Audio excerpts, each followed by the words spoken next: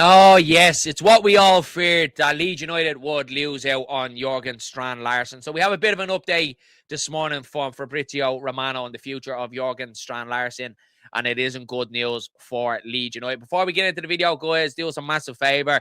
Make sure you're dropping a like on the video and hit that subscribe button as well if you're new here. Let's get into it.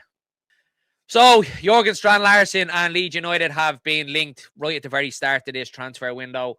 And when we were, it always felt very unlikely that Leeds United would get this deal done. And then we got a bit of a glimmer of hope when Leeds United made that initial bid of 33 plus 6 million add-ons for Strand Larsen. It felt like Leeds United were very close to getting this one done. Wolves obviously rejected that almost immediately, we heard from Sky Sports. And it was only said Leeds United were only about a million or two away from meeting Wolves' valuation of Strand Larsen. And then it just went completely quiet, didn't it? We didn't hear anything about it.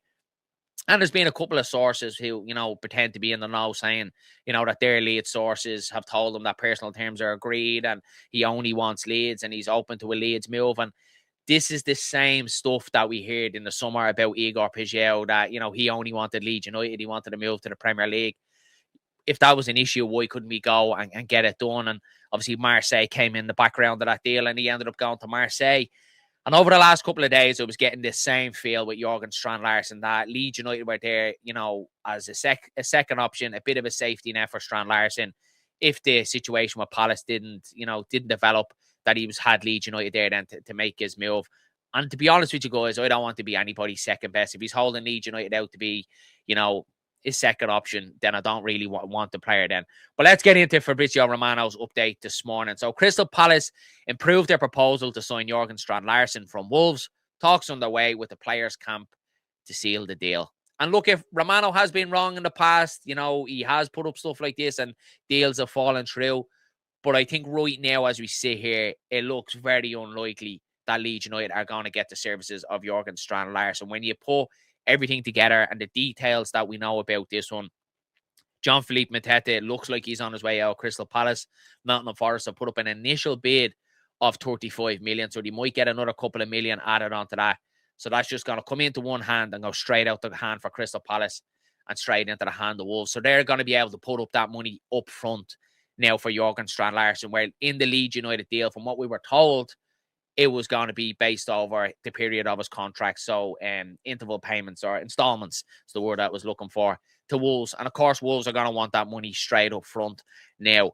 So Leeds United obviously have put themselves in a situation now, losing out on Strand Larsen. We need a striker. We know this. Leeds United cannot fully rely on Dominic Calvert-Lewin and Lucas Meche. Going into the last couple of months of this Premier League season, we know their injury record. They've done fantastically well this season to keep themselves fit. But Leeds United, we have to move away from this being, minimalist and, square pegs and round hole Leeds United. We're a Premier League club now. We need to start acting like it. We also need a left back as well. I need to see Leeds United go doing that as well, not dragging James Justin out of his position and shoehorning him into the left back position. Leeds United are better than that, and the standards that Leeds United have to be raised now. We can't just settle anymore. So the 49ers have a massive job on their hands now. Again, it's a similar situation what we've seen in the summer with Peugeot. We put all our eggs in that basket. He was the one Leeds United wanted, very similar to Strand Larsen, and that deal fell through. And after that deal fell through with Peugeot, it felt like Leeds United were scrambling there. There was no plan B. There was no alternative to Peugeot right till the very last deadline day when we went in for Harry Wilson. There was Gus Hamer. Leeds United were just trying to get everybody and anybody in. At least now Leeds United have a couple of days to get other options. With 4 days to go. So there's still time for Leeds United to get a striker in the door. And the 49ers certainly need to come up trumps now with this one, because we cannot leave ourselves live. I cannot underestimate enough how important this January transfer window is, because we're just an injury away from Dominic Calvert-Lewin and relying on Lucas Meche and Joel Pereira, who Daniel Farr clearly doesn't fancy as your backup striker. That's not good enough for Leeds United. So we need to get it sorted as soon as we possibly can.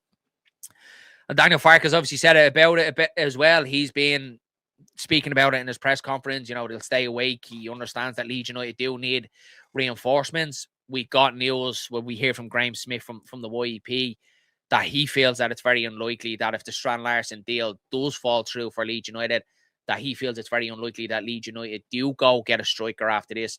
And I just hope that's not the case. I hope we haven't made the same mistake again of what we've done in the summer.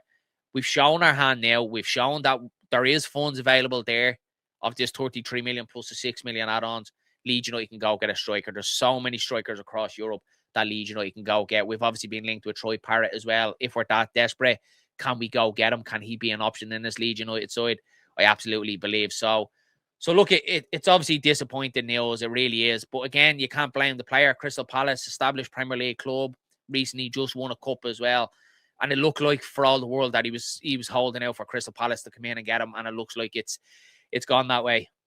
So obviously this is massively disappointing news for Leeds United. But where do we go from here now? Badly need of a striker. The only signing that we've made in the January transfer window is for Facundo Buenanote. And I just don't think that's enough for Leeds United. So I want to know your thoughts in the comment section below. What do you think it is, Dale?